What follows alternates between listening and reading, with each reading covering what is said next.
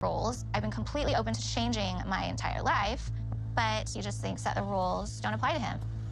If he's not following them, I'm not going to follow them.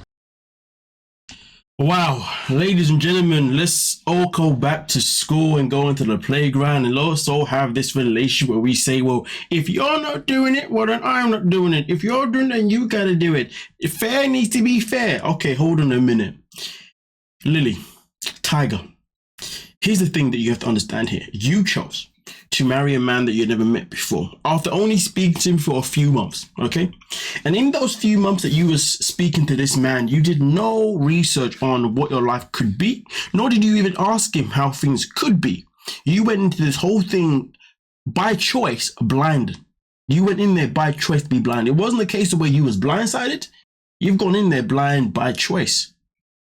So she needs to understand that this whole idea that she has, or this fantasy that she believes that things are ever going to be fair, she's got another thing coming, because the reality is we all know that's never going to happen. And to be fair, the way the rest of this video goes, oh boy, it couldn't be any more clearer, even away from who he is in terms of his culture and all that kind of stuff. Don't change my mood now. Please. So do you want me to pretend then? Do you want me to pretend like it's okay and then just go with you? You feel happy now. But I don't. Swear God, not me. But do you see how it's like hypocritical? Like for me, you're telling me things and then like you do it? Yeah. First and foremost, he's telling her that she should feel happy now. He's like, I'm sorry, so you feel happy now. He's telling you how your mood should be. He's not even trying to understand your mood. He's just saying to you, no. Your mood is ruining this, so you need to be happy now, okay? I said I'm sorry, let's move on.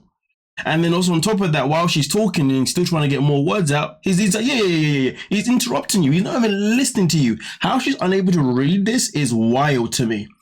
Adnan is a very easy person to read. You know, everything that he does is literally in front of your eyes. You know, he makes it abundantly clear that things have to be his way. He makes it abundantly clear that everything has to be about Adnan. But yet she decides to sit there and act as if these actions don't exist, act as if the way he's behaving is maybe normal, act as if, well, act as if that the way he behaves is because he loves her. The thing that I find the most concerning about their relationship is that sometimes when you watch people who are in a controlling relationship, okay, usually the control happens over time. It's something that somebody will, install slowly over time until they finally get that full control. This man has been trying to basically, not even trying to, but he has been dictating everything from the moment that he met you. And that's what makes him so different. And when I say makes it so different, it means that this man isn't necessarily, but he may necessarily be, but it doesn't mean that he's necessarily functioning on the perspective of where he's actually a manipulative person, or he's actually one of those mentally abusive people per se. He's functioning more on a wavelength that says to him that he genuinely believes that the way he is exactly how you should be. The way he's behaving is normal for him, as if this is what he's been exposed to and taught his whole life, with a few little additions of his own, because some of the things that he'd be doing and saying sometimes, I'm like, right, yeah, this is definitely your own addition. You can't tell me otherwise. But hey, let's continue. Apologize, and I'll accept when you your accept my apologies, you will feel happy now. And forget everything bother you. Imagine somebody saying to you that if you accept, once I apologize and you accept it, you're going to forget everything is bothering you. Honestly, if only it was that easy for us human beings to get over things that quickly when we are upset, that would be crazy. I guess a lot of people wouldn't be in depression. A lot of people wouldn't have other things that's going on with them mentally. You know what I mean? This guy's got the cure to everything, hasn't he? Like I said, everything that he's doing is just normal to him. And that's what makes it quite, I don't want to say makes it scary. Not I want to say makes it strange or weird, but it's just very different, But maybe I'm wrong. Let me know. Do you think that the way he is just who he is?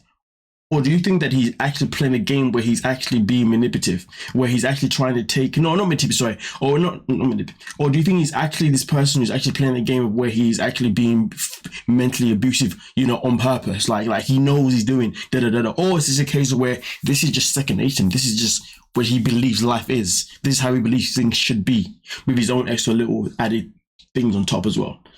I get more of the vibe of the second one than the first one. But that's not to say that both of them don't come together. But let me know your thoughts. I have accepted Adnan's apology to get through the day, but this conversation is definitely not over. I'm Adnan's first relationship, and it's obvious that he's not used to having a woman call him out on his...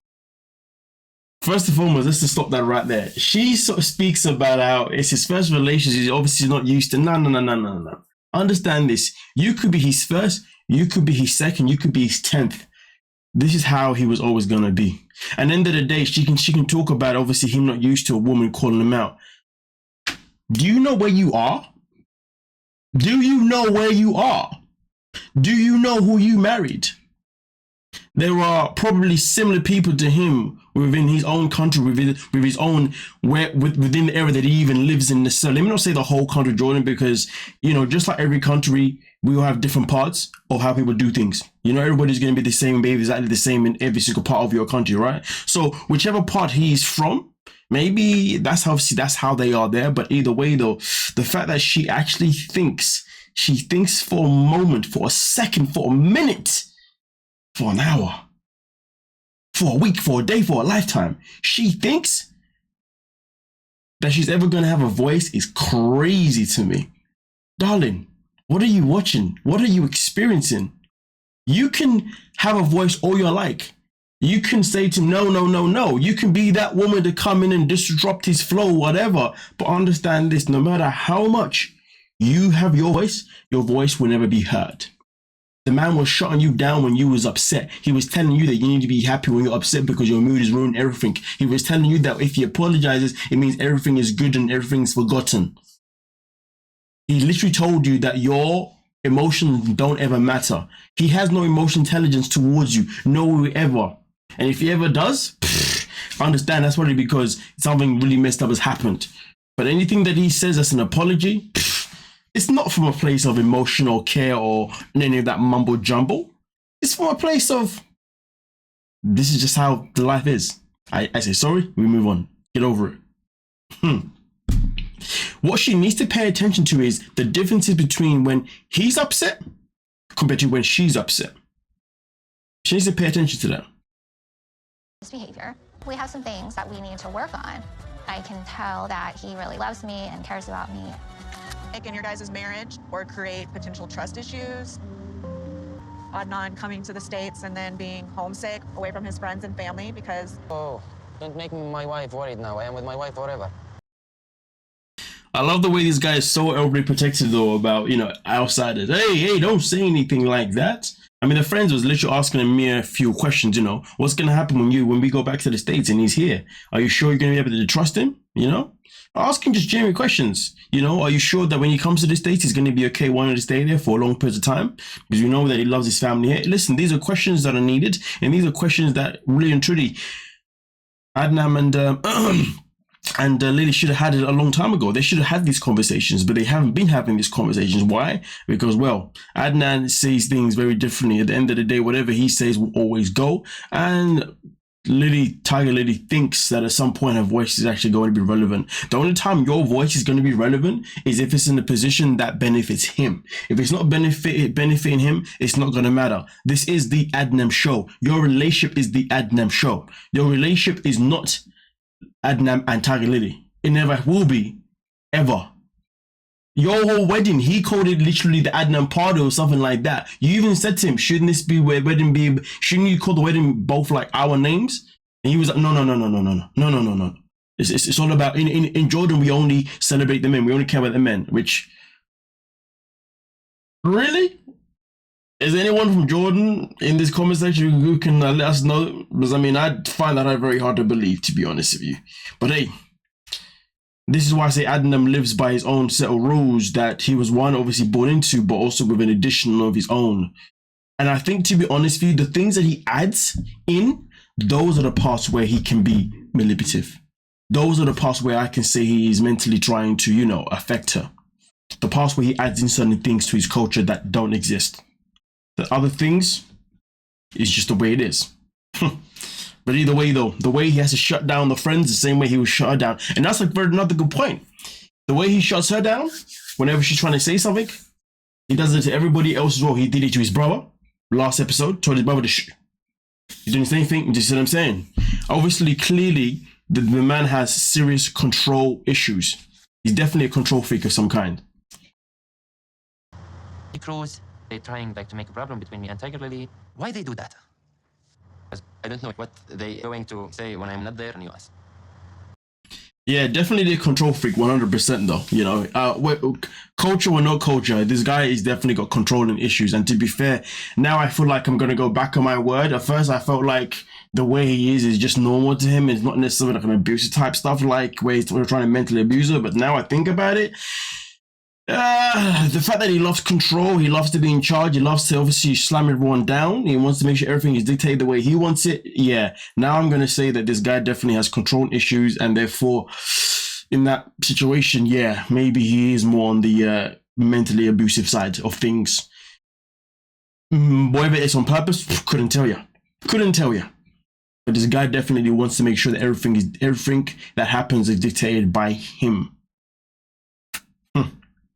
Well, I would love to say good luck to Tigerlily, but to be honest with you, I don't really care, because this woman purposely chose to go and marry this man and meet this man without actually educating herself, without actually getting to know him on a personal, on a face-to-face basis. She got to know him on an internet basis and thought that was more than enough.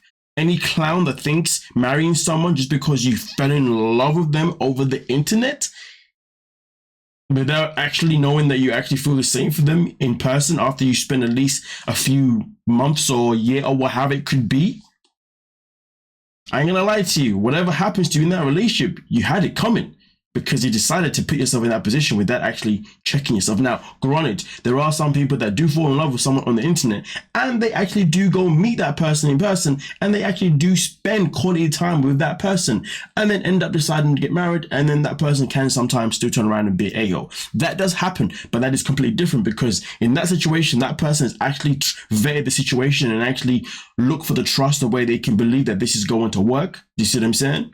Which is completely different. People like that I feel sorry for 100%. The people that do it so blind like this, don't even care to actually want to learn about that person.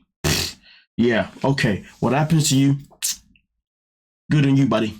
With that being said, let me know your thoughts down below. We can talk about it. Don't forget to like, subscribe, and of course, peace.